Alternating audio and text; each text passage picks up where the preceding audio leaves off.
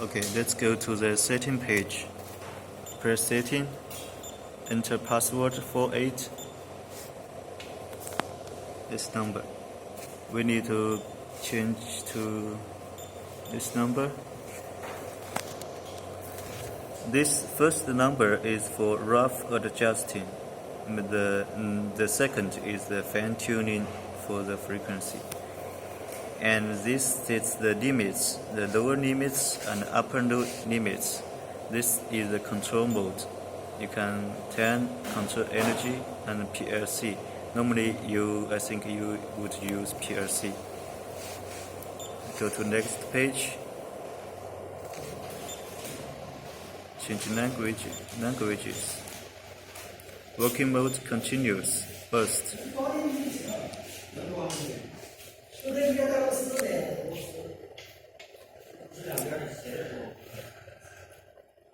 And this is for fine tuning after startup. Normally we disable it.